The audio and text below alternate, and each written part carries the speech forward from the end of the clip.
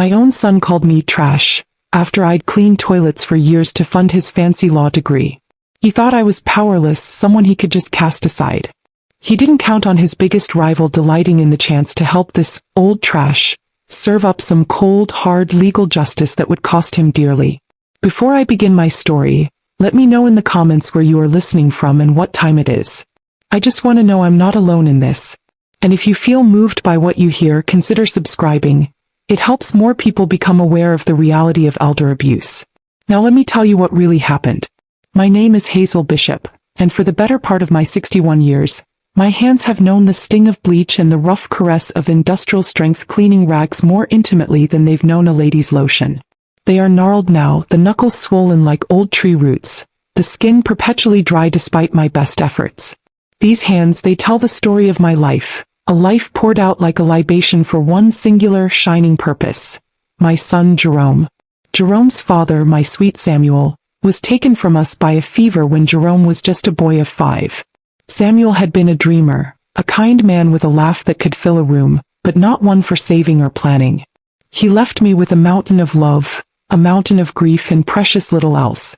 I looked at my small, bright-eyed Jerome, his future stretching before him like an uncharted map, and I made a vow. He would not be defined by our poverty. He would have chances I never did. He would soar. And so I scrubbed. I scrubbed toilets in the dead of night in cavernous, empty office buildings, the silence broken only by the hum of the fluorescent lights and the rhythmic swish of my mop. I polished floors until they gleamed like dark mirrors, my reflection a tired, hunched figure I barely recognized. I emptied overflowing bins, wiped away the careless spills of people who would never know my name, people whose lives were a galaxy away from my own. I took on extra shifts cleaning at the bus station, the stench of diesel and despair clinging to my clothes. Also, Jerome could have the best textbooks, the neatest school uniforms, the after-school tutoring that would give him an edge. He was a smart boy, my Jerome. Quick-witted, with a sharp tongue even then. He did well in school, and my heart swelled with a fierce, protective pride. Every A on his report card, every accolade felt like a personal victory, a justification for my aching back, my raw hands, my perpetually weary soul.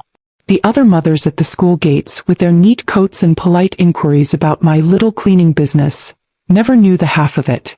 They never knew the bone-deep exhaustion, the gnawing fear of not making rent, the constant, quiet sacrifices. When he got into city law school, a prestigious institution far beyond anything I could have imagined for myself, I wept for a solid hour. Tears of joy, of relief, of a profound, almost unbearable gratitude. This was it. This was what all those years of toil had been for. My son, Jerome Bishop, was going to be a lawyer, a man of importance, a man who could command respect.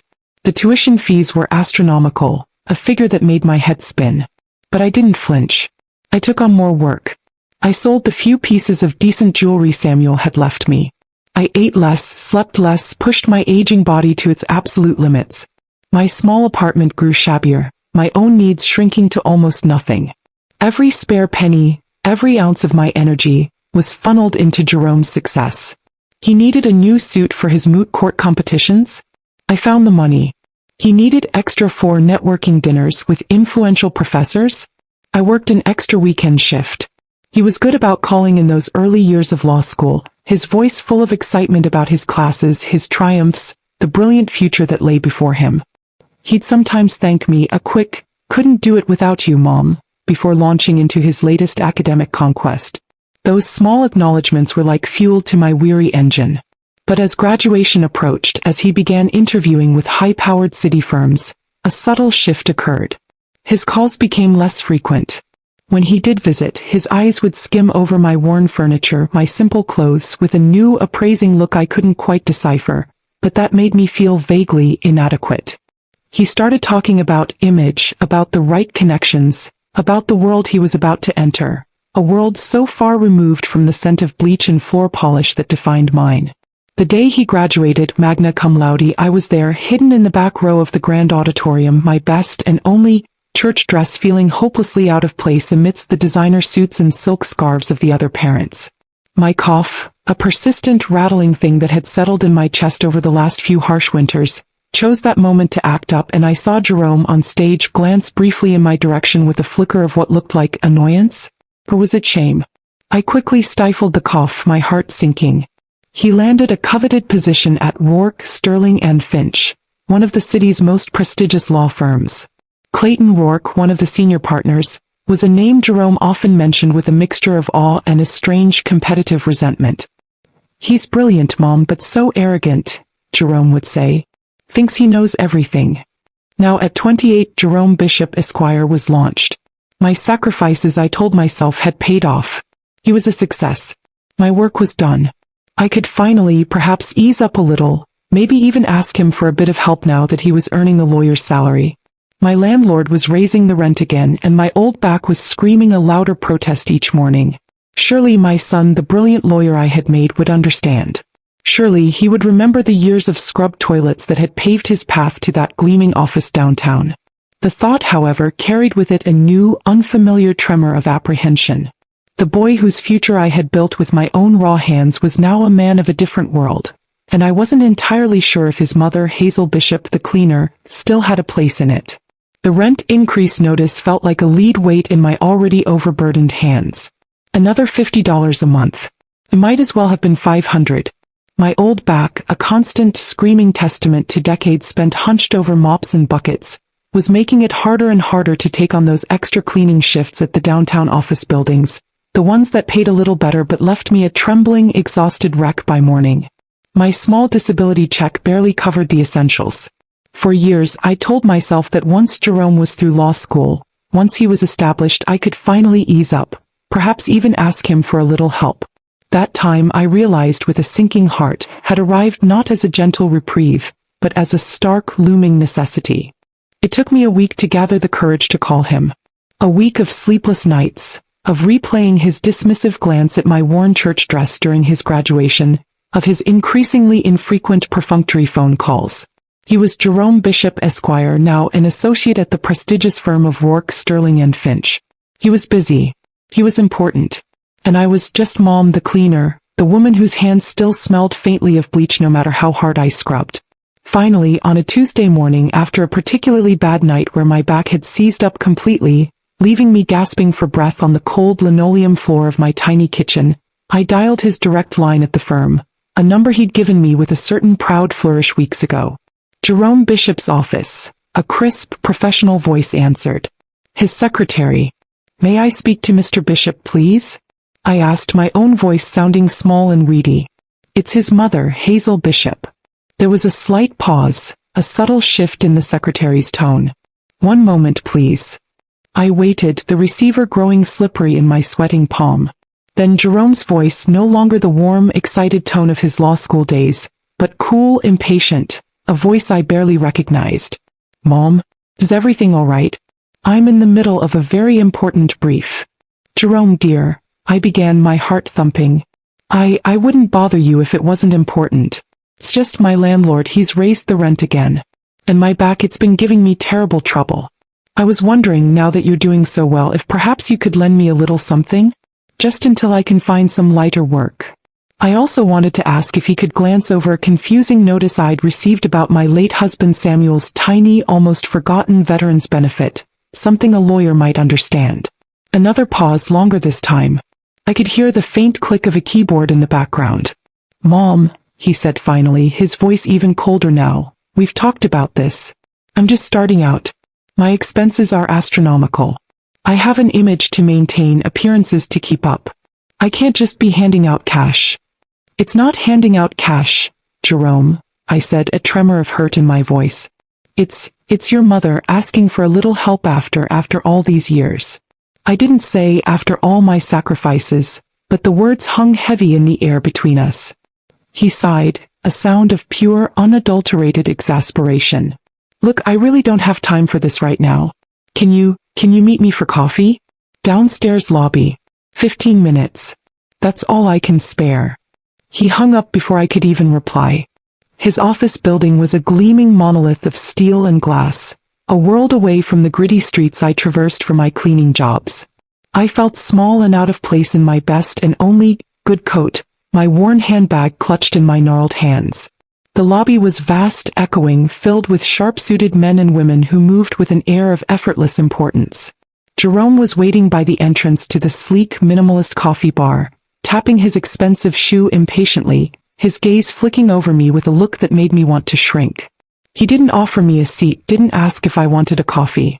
He just stood there, his arms crossed, his expression a mixture of annoyance and embarrassment. "Okay, Mom," he said, his voice low, urgent. "What is it? Make it quick. I have a meeting with Mr. Rourke in half an hour." Clayton Rourke. The senior partner he both admired and resented. I took a deep breath, trying to steady my nerves. "Jerome, it's like I said. The rent in my back. I was hoping you could see your way to helping me out just a little. And there was this letter about your father's old benefits." He cut me off with a sharp, dismissive wave of his hand. "Help you?" he sneered, his voice dripping with a contempt that struck me like a physical blow. "Mother, look at you." His eyes raked over me, from my sensible worn shoes to my carefully mended coat, lingering for a moment on my hands, the hands that had scrubbed toilets for him. "You still smell like bleach and toilet cleaner. Do you have any idea the kind of people I associate with now? The kind of image I have to project?" My face burned. I could feel the curious glances of a few people nearby. "You're an embarrassment, Mother," he continued, his voice a venomous whisper now. "Trash. From a life I've worked hard to escape. That's what you are. Trash." He called me trash. Me, his mother. The woman who had gone without so he could have, who had broken her body so he could build his future. The pain was so intense, so unexpected, it stole my breath. I tried to speak, to defend myself, to remind him of the years of my sacrifice, but the words wouldn't come. I could only stare at him, my heart shattering into a million pieces. He saw my tears, my devastation, and it seemed to fuel his cruelty. "Oh, please," he scoffed, rolling his eyes. "Don't lay that martyrdom trip on me.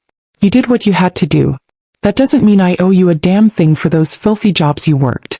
I got this degree, this position through my hard work, my intellect, not yours." He reached into his pocket, pulled out a crisp $20 bill and thrust it at me. "Here," he said, his lip curled in a sneer. "Go buy yourself some decent soap. And don't bother me again with your petty problems. I have a real life now." With that, he turned on his heel and strode towards the elevators, leaving me standing there, the $20 bill clutched in my trembling hand, the echo of his vile words, trash, filthy jobs, petty problems, ringing in my ears. My son. My Jerome. The brilliant lawyer I had made. I don't know how long I stood there, frozen in a tableau of public humiliation and private agony. Eventually, a kindly security guard, noticing my distress, gently asked if I was all right. I couldn't speak. I just nodded, turned, and stumbled out of that gleaming, heartless building, back into the gritty reality of the city streets, the city I had cleaned for him. The $20 bill felt like a brand in my palm. Trash. He thought I was trash. After everything. The sacrifices, the endless nights of toil, the dreams I had poured into him, all reduced to that single ugly word. That night, alone in my small, cold apartment, the pain didn't lessen. It transformed. It hardened. It became a cold, steely fury, a resolve I hadn't known I possessed. He had called my contributions filthy jobs. He had called me trash. He thought he owed me nothing. He was about to learn the true cost of a mother's love, and the even steeper price of a mother's scorn. The $20 bill Jerome had thrust at me lay crumpled on my small kitchen table, a stark, insulting monument to his cruelty. "Go buy yourself some decent soap," he'd sneered, his words echoing the clatter of his expensive shoes as he'd strode away, leaving me shattered in the opulent lobby of his law firm. Trash. That's what he'd called me. His mother, who had scrubbed the city's grime from other people's lives so he could inhabit that gleaming world of power and prestige, was now just trash to him, an embarrassment to be discarded. Sleep that night was an impossibility. Every time I closed my eyes, I saw his face twisted with contempt, heard his voice dripping with disdain. The physical ache in my back, a constant companion from years of relentless labor, was nothing compared to the searing agony in my soul. He had not just refused my plea for help. He had systematically dismantled my worth, my sacrifices, my very identity as his mother, all in the space of 15 brutal minutes. He had taken my love, the purest, most unconditional thing I had to give, and spat it back in my face. But as the bleak pre-dawn light began to seep through my thin curtains, something shifted within me. The initial shock, the profound, immobilizing grief of his betrayal, began to recede, replaced by a different kind of fire. It wasn't the hot, explosive rage of his own temper tantrums. It was a cold, deep, simmering fury, the kind that burns slow and long, forging resolve in its unforgiving heat. He thought I was trash? He thought I was a martyr with petty problems? He thought he owed me nothing for the filthy jobs I'd worked, the jobs that had paid for his polished shoes, his expensive education, his arrogant sense of superiority? He was about to learn a lesson no law school could ever teach him. The lesson of consequences delivered by the very woman he had so callously dismissed. My mind, usually so weary by day's end, began to work with a sharp, almost painful clarity. He was a lawyer now, wasn't he? Proud of his intellect, his ability to argue, to win. He respected power, position. He clearly had no respect for me, for my sacrifices. So, I would have to speak to him in a language he understood. But how? I had no money for a lawyer of my own. The $20 on the table wouldn't even cover a consultation with the kind of legal sharks he now swam with. My social circle consisted of other tired, hard-working women from my cleaning jobs, and Mrs. Rodriguez from next door, kind but with no influence. I had no power, no connections in his new, glittering world. Or did I? A memory surfaced, a snippet of conversation from one of Jerome's rare visits a few months back, when he was still occasionally trying to impress me with tales of his burgeoning career. He'd been complaining, with a mixture of youthful arrogance and grudging respect, about one of the senior partners at his firm, Rourke, Sterling and Finch. Clayton Rourke, Jerome had said, swirling the cheap wine I'd offered him as if it were a vintage Bordeaux. The man's a legend, a courtroom gladiator. Thinks he walks on water. He's brilliant, I'll give him that, but so damn sure of himself. We had a difference of opinion on the Henderson case last week. He actually listened to my input, can you believe it? But he's my main rival for making junior partner next year, I swear. He's always watching, always looking for an angle. Clayton Rourke. A rival. Someone Jerome both admired and resented. Someone who, according to Jerome, was always looking for an angle. An idea, audacious and terrifying, began to form in my mind. What if I gave Mr. Rourke an angle? What if the trash mother, the woman who smelled of bleach and toilet cleaner, had a story that might interest a courtroom gladiator, especially one who was Jerome's professional competitor? The thought was so bold it made my heart pound. Could I do it? Could I walk into that same gleaming monolith of a building, not as a supplicant begging for crumbs from my son, but as a potential client, a woman with a grievance? Could I expose my own son's cruelty, his profound ingratitude to one of his own colleagues, his own rivals? The shame of it, the sheer, unthinkably painful prospect of airing my family's dirtiest laundry in such a public professional forum, was immense. But then I remembered Jerome's sneer, the $20 bill, the word trash. And my resolve hardened. He had left me no dignity to preserve. He had already dragged our family through the mud with his own vile behavior. I spent the next few days meticulously gathering what little proof I had. It wasn't much. Bank withdrawal slips from years past, showing money transferred for Jerome's tuition. Faded receipts for expensive law textbooks. My own worn-out account books from my cleaning jobs, showing every penny earned, every penny spent, the vast majority of it on him. I even found a few old birthday cards he'd written me as a boy, full of childish promises to look after you when I'm a rich lawyer, Mommy. The irony was a bitter pill. This wasn't about suing him for the money, not really. How could I quantify a lifetime of sacrifice in dollars and cents? No, this was about something more. This was about justice, yes, but it was also about reclaiming my own narrative, my own worth. He had called me stupid, an embarrassment. I would show him the strength he had so foolishly underestimated. The decision to approach Clayton Rourke was the most difficult I had ever made. Harder even than the decision to sell Samuel's few remaining tools to pay for Jerome's bar exam fees. It felt like a betrayal of the very idea of motherhood. But Jerome had betrayed that first, and far more brutally. On Friday morning I put on my best and only good coat again. I didn't try to scrub the scent of bleach from my hands. Let Mr. Rourke smell the reality of the filthy jobs that had made his associate Jerome Bishop Esquire. I took a deep breath, picked up my worn handbag containing my meager evidence and my even more meager courage, and headed back downtown. This time I wasn't going to the coffee bar in the lobby.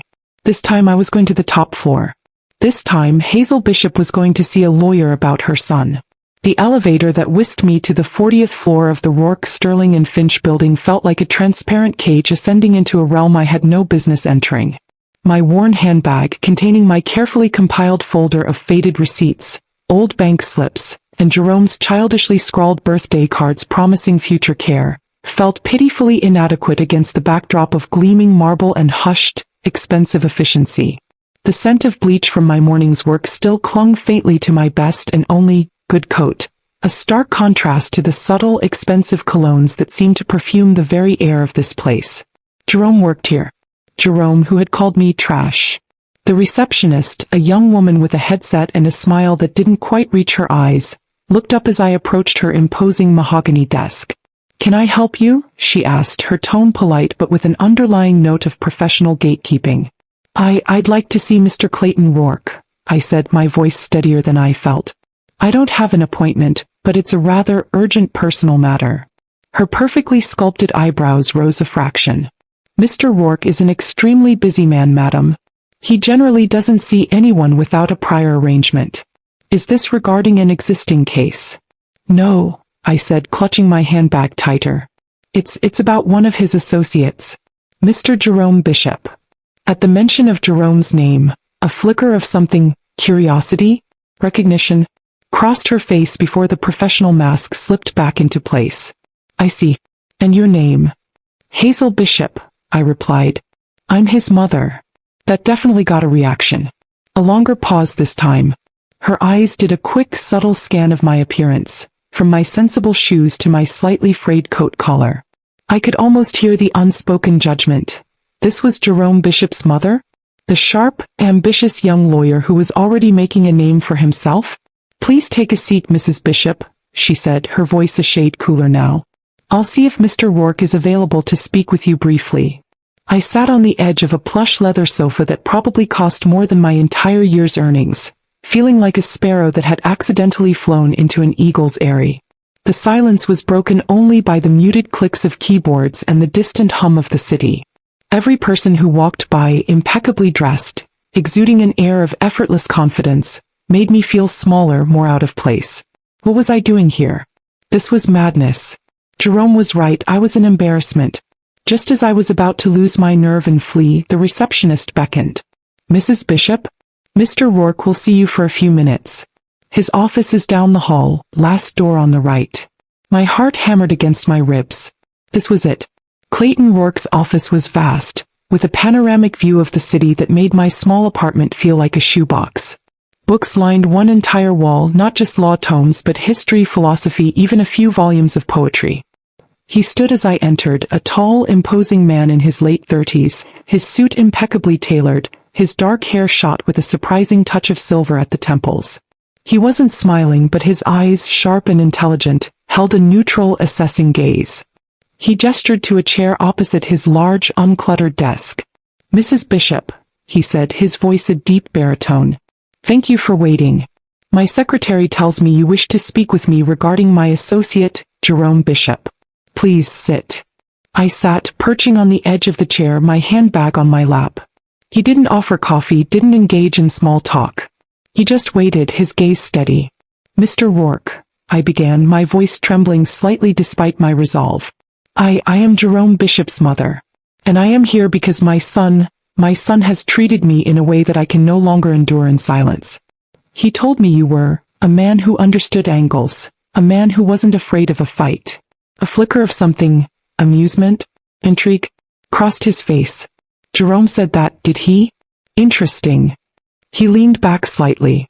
"Please, Mrs. Bishop, tell me your story." And so I did. I told him everything. I told him about Samuel, my late husband, and our dreams for Jerome. I told him about the decades I spent scrubbing toilets, cleaning offices, the back-breaking labor, the endless sacrifices to fund Jerome's education, his law school, his bar exam, even the deposit on his fancy new apartment. I pulled out my worn ledger, my faded receipts, the bank slips showing years of transfers to Jerome's account, always marked "for your future, son." I showed him the childish birthday cards with their scrawled promises. "When I'm a rich lawyer, Mommy, I'll buy you a big house." Then, my voice cracking, I told him about Jerome's graduation, his new job, his growing arrogance, his shame of me. I recounted the scene in the lobby of this very building, his cruel words. "You smell like bleach and toilet cleaner, you're an embarrassment, mother trash." The $20 bill thrust at me like an insult. I told him of my desperate plea for a small loan, my fear of eviction, and his utter callous refusal. Throughout my story, Clayton Rourke remained silent, his gaze fixed on me, his expression unreadable. He didn't interrupt, didn't offer platitudes. He just listened, his focus absolute. When I finally finished, my voice hoarse, my eyes stinging with unshed tears, there was a long pause. He picked up one of the old bank slips, then a birthday card. He looked from them to me. "Mrs. Bishop," he said finally, his voice surprisingly gentle. "You have endured a great deal. Your sacrifices for your son are extraordinary." And his response, if what you say is accurate, is not just ungrateful. It is reprehensible. "It is accurate, Mr. Rourke," I said quietly. "Every word." He nodded slowly. "Jerome Bishop is a talented young lawyer. Ambitious. Driven. Perhaps," he added, a wry twist to his lips, "a little too convinced of his own brilliance already." "He sees me as a rival, you say?" "He does," I confirmed. Clayton Rourke stood and walked to the window, looking out over the city skyline for a moment. Then he turned back to me. "Mrs. Bishop, from a strictly legal standpoint, recouping funds given over many years without a formal loan agreement can be challenging. Filial responsibility, while a moral imperative, is not always a legally enforceable contract for past support, especially once a child is an adult." My heart sank. Of course. I was a fool to have come here. "However," he continued, and my head snapped up, "the circumstances you describe, your son's current professional standing achieved directly through your documented, extreme financial sacrifice, followed by his complete and cruel repudiation of you when you are in genuine need, and his demeaning, slanderous remarks about you, that presents a rather unique and, shall we say, compelling narrative." He returned to his desk, his eyes now holding a distinct glint, the look of a courtroom gladiator who has just scented blood, or perhaps, a profound injustice he felt compelled to address. "What Jerome did to you, Mrs. Bishop, particularly his public remarks, could potentially constitute defamation, designed to harm your reputation however humble you believe it to be. His refusal to offer even minimal support after benefiting so extensively from your sacrifices, while perhaps not illegal in itself, paints a picture of profound unjust enrichment and moral turpitude that any judge, any jury, any colleague," he added with emphasis, "would find distasteful, to say the least." He looked directly at me. "I find Jerome Bishop's arrogance and lack of character problematic. And I confess, the opportunity to teach a young upstart a lesson in humility, especially one who works for this firm and clearly needs it, is not without its professional appeal. More importantly, Mrs. Bishop, your story has moved me. No mother deserves such treatment." He leaned forward. "I will take your case, Mrs. Bishop. Pro bono for now. We will draft a letter to Jerome, outlining your grievances and demanding immediate, substantial, and ongoing financial support, as well as a formal public apology for his remarks. We will detail the sacrifices you made, the funds you provided. We will make it very clear that his current professional standing is built upon your filthy jobs. And we will let him know that if a satisfactory arrangement is not met swiftly, we are prepared to explore all legal avenues, including a civil suit for restitution and damages, which I assure you, would be exceptionally embarrassing for a young lawyer at Rourke, Sterling and Finch." A wave of disbelief, then overwhelming gratitude, washed over me. This powerful man, Jerome's rival, was going to help me. Me, Hazel Bishop the cleaner. "Mr. Rourke," I whispered, my voice choked with emotion, I don't know what to say." "Say nothing yet, Mrs. Bishop," he said, a rare, almost predatory smile touching his lips. "Let's see what Jerome has to say first when he receives my letter. I suspect his important brief might suddenly seem rather less pressing." He stood, extending his hand. "We will be in touch very soon." As I walked out of his office, out of that gleaming tower of power, my steps felt lighter than they had in years. The $20 bill was still crumpled in my pocket. But now it felt less like a symbol of my humiliation, and more like the first tiny down payment on the justice that was finally about to be served. The week after my meeting with Clayton Rourke was a torment of anxious anticipation. Every ring of my old telephone, Every official-looking envelope that dropped through my mail slot sent my heart leaping into my throat. Had Jerome received the letter? What would he do? Would his arrogance crumble, or would his cruelty find new, more vicious expressions?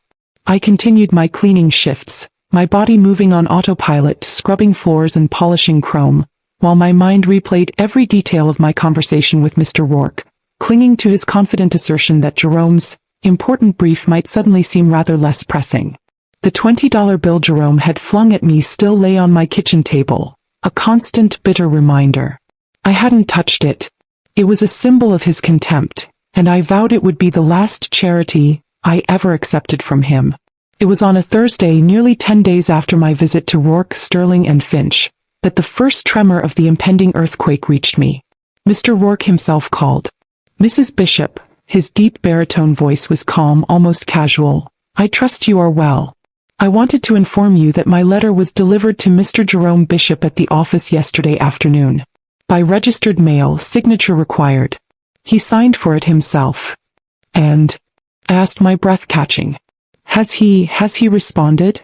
A dry chuckle came down the line. "Not directly to me, no. But my sources within the firm, and one does cultivate sources, Mrs. Bishop, indicate that Mr. Bishop had a rather animated reaction. Apparently, his usual composure deserted him quite spectacularly. There was shouting. A rather expensive paperweight may have met an untimely end against his office wall. And he abruptly cancelled all his afternoon appointments, including a rather crucial preliminary hearing he was scheduled to attend. A small, grim smile touched my lips. So the first volley had landed. Animated. I repeated. "Indeed," Mr. Rourke confirmed. He then, I am told, spent a considerable amount of time on the phone with his own legal counsel, a rather aggressive litigator from a rival firm. "It seems your son is preparing for a fight, Mrs. Bishop, rather than a sensible discussion or an apology." "I expected as much, Mr. Rourke," I said, a weary sigh escaping me. "Jerome does not back down easily, especially when his pride is wounded. Or his wallet threatened," I added silently. "Precisely," Mr. Rourke said. "Which is why we will not be waiting for his satisfactory arrangement.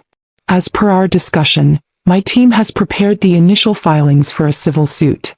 We will be seeking restitution for the financial support you provided for his education and establishment, citing unjust enrichment and moral obligation, and we will also include a claim for damages due to defamation and intentional infliction of emotional distress based on his public remarks and subsequent treatment of you." He paused. "We can file as early as Monday. Are you still resolved to proceed, Mrs. Bishop?" My resolve, which had wavered slightly in the face of my son's anticipated fury, solidified again. I thought of the years of scrubbing, the smell of bleach that never quite left my hands, the word trash echoing in my ears. "Yes, Mr. Rourke," I said, my voice firm. "Proceed." The lawsuit, when it was officially served to Jerome at his office the following week, this time by a very stern-looking professional process server from Clayton Rourke's firm, an act designed for maximum impact within the hallowed halls of Rourke, Sterling and Finch, apparently caused an even greater explosion. This time Jerome called me. Not from his office line, but from his personal cell phone, his voice no longer cool and condescending, but a raw, furious roar. "What in God's name do you think you're doing, mother?" he screamed into the phone, so loud I had to hold the receiver away from my ear. "A lawsuit? You're suing your own son? Have you completely lost your mind?" "No, Jerome," I said calmly, though my heart was pounding. "I believe I have finally found it. After you so kindly pointed out how stupid and uneducated I decided to seek some very educated advice." "Rourke put you up to this," he accused, his voice laced with venom. "That snake. He's just using you to get at me. You're his pawn, you foolish old woman." "Mr. Rourke has been nothing but a gentleman, Jerome," I replied, my voice even. "He listened to my story, the one you didn't want to hear. He saw the receipts for your tuition, your rent, the clothes on your back, all paid for by my filthy jobs. He understood that a son who calls his mother trash, after she sacrificed everything for him, might indeed owe her something more than a $20 insult." "Sacrifice," he shrieked. "You call that sacrifice? You were my mother. It was your duty. You think you can just demand it all back now? With interest and damages? You'll be laughed out of court. I'll countersue you for harassment, for defamation, for being a terrible, grasping mother." His threats, once so terrifying, now sounded hollow, desperate. I had Clayton Rourke on my side. I had my meticulously kept records. And I had the truth. "You do what you feel you must, Jerome," I said quietly. "And I will do the same. Mr. Rourke will be handling all further communication." I hung up the phone, my hand trembling, but a strange sense of empowerment coursing through me. The battle lines were drawn. The news of the lawsuit. Esteemed young lawyer sued by his own mother, who cleaned toilets to fund his education, became a hushed then not so hushed scandal within Rourke, Sterling and Finch, and then inevitably, it began to seep into the wider legal community. Jerome, who had prided himself on his pristine image and his rapid ascent, suddenly found himself the subject of pitying glances and whispered gossip. His colleagues, the ones he had been so desperate to impress by demeaning me, now looked at him with a new, critical speculation. His important briefs were, I imagined, being overshadowed by the far more compelling brief detailing his own filial ingratitude. Clayton Rourke kept me informed. Jerome, through his lawyer, initially tried to have the case dismissed, claiming it was frivolous, an act of maternal spite. But Mr. Rourke presented my carefully documented financial contributions, my witness statements about Jerome's verbal abuse and neglect, and even hinted at the existence of other potential witnesses to Jerome's demeaning behavior. The judge, a stern-faced woman known for her no-nonsense approach, denied the motion to dismiss, stating there was indeed a case to answer regarding unjust enrichment and potential emotional distress. Jerome was being forced to confront the reality of his actions, not in the privacy of my small apartment where he could bully and dismiss me, but in the cold, impartial light of the law, with his own professional rival orchestrating his defense. My payback wasn't just about money, it was about accountability. It was about him finally understanding that the trash mother he had so cruelly cast aside had a voice, a truth, and now a very powerful ally. The scales of justice, so long tipped in his favor by my silent sacrifices, were finally, slowly beginning to balance. The denial of Jerome's motion to dismiss the lawsuit was a small victory, but Mr. Rourke had warned me it was just the first skirmish in what could be a protracted war. Jerome, backed by his aggressive litigator, seemed determined to fight me every step of the way, to drag my name, my sacrifices, and my character through the mud if it meant protecting his own carefully constructed image and, more importantly, his wallet. The irony of him accusing me of being a terrible, grasping mother, after he'd called me trash for asking for a small loan, was a bitter pill I swallowed daily. The discovery process was invasive and painful. Jerome's lawyer demanded access to my meager bank accounts, my employment records from decades of cleaning jobs, anything they could twist to suggest I was somehow financially irresponsible or that my claims of sacrifice were exaggerated. But Mr. Rourke was a shield, deflecting their more outrageous demands, his own team meticulously building our case with the evidence I had so painstakingly gathered. The faded receipts, the bank slips showing direct tuition payments, the small, heartfelt notes from Jerome during his college years thanking me for my endless support. Each piece of paper was a testament to my life's work, a life poured into him. The pressure on Jerome at Rourke, Sterling and Finch was clearly mounting. Mr. Rourke, with a subtlety that was almost Machiavellian, ensured that key partners at the firm were discreetly made aware of the full, unvarnished details of Jerome's conduct towards me. Not just the lawsuit, but the verbal abuse, the public humiliation, the profound ingratitude. A firm like Rourke, Sterling and Finch, built on a reputation of integrity and old money discretion, did not look kindly upon one of its ambitious young associates being publicly embroiled in a scandal involving the financial exploitation of his working-class mother. Jerome's star, once ascending so rapidly, was now visibly tarnished. His important briefs, I imagined, were indeed being overshadowed. The turning point came not in a dramatic courtroom showdown, but during a court-mandated mediation session. We sat across a polished mahogany table, Jerome, his lawyer, Mr. Rourke, and me. Jerome looked terrible. His expensive suit hung on him, his eyes were bloodshot and shadowed, and the arrogant sneer he'd worn so often was replaced by a sullen, resentful glower. He refused to meet my gaze. Mr. Rourke laid out our case with devastating precision, the clear trail of my financial contributions directly funding Jerome's entire education and early adult life, the stark contrast between my decades of menial labor and his current earning potential, a potential I had made possible, and his subsequent cruel repudiation and refusal of minimal support. He presented my journal entries detailing Jerome's insults, the $20 bill incident, and the emotional distress it had caused. He even hinted at potential witness testimony from people who had seen Jerome's dismissive behavior towards me. Jerome's lawyer blustered and postured, but the weight of the evidence, and perhaps the dawning realization of the catastrophic damage this was doing to Jerome's career, was undeniable. Mr. Rourke made it clear. We were prepared to go to trial to have me, Hazel Bishop, the toilet-scrubbing mother, testify in open court about how her lawyer's son had called her trash after she'd financed his entire life. The optics for Jerome and for his prestigious firm would be devastating. After hours of tense negotiation with Jerome mostly silent and his lawyer doing all the talking, a settlement was reached. It wasn't the millions some might fantasize about in such situations. My claim wasn't for a share of some vast fortune he hadn't yet made, but for restitution, for acknowledgement, for a measure of security for the years I had left, years he had clearly intended for me to live in penury and neglect. Jerome was forced to agree to a structured repayment plan, a significant monthly sum that would be automatically deducted from his salary for the next 10 years. It was, Mr. Rourke calculated, a fair approximation of the direct financial investment I had made in his law degree and living expenses during that time, with a modest consideration for the emotional distress.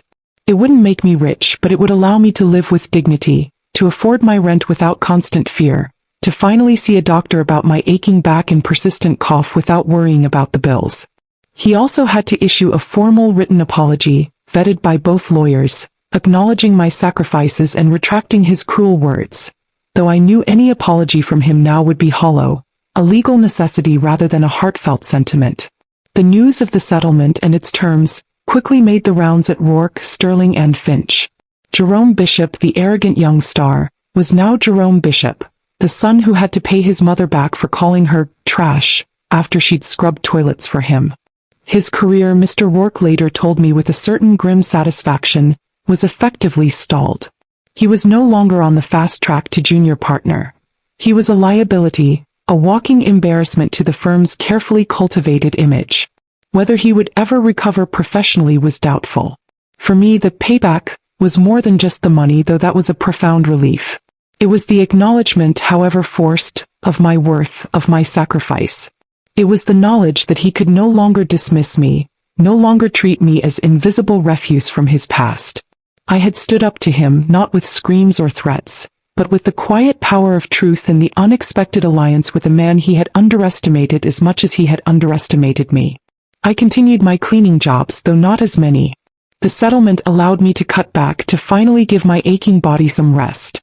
I started a small savings account, something just for me for a rainy day or perhaps for a small, quiet pleasure I hadn't allowed myself in decades. The $20 bill Jerome had flung at me? I framed it. It hung in my small kitchen, a daily reminder not of his contempt, but of my own strength, of the moment I decided I was worth more. I rarely heard from Jerome directly after that. The monthly payments arrived in my bank account, a silent, impersonal transaction. I knew I had lost my son, perhaps forever. The boy I had loved, the one whose future I had poured my life into, was gone, replaced by a bitter, resentful man who now saw me only as the architect of his professional humiliation. There was a deep, abiding sorrow in that knowledge, a wound that would likely never fully heal. But as I sat in my small, clean apartment, the scent of bleach finally less a part of my own skin and more just a tool of my trade, I felt a quiet dignity settle over me. I had scrubbed floors so he could walk in polished halls. He had called me trash. But in the end, it was his life that was now littered with the debris of his own arrogance and ingratitude. And I, Hazel Bishop, the woman who smelled of bleach and honest labor, could finally breathe. I had found my payback not in riches but in peace, in self-respect, and in the unshakable knowledge that I had, against all odds, reclaimed my worth.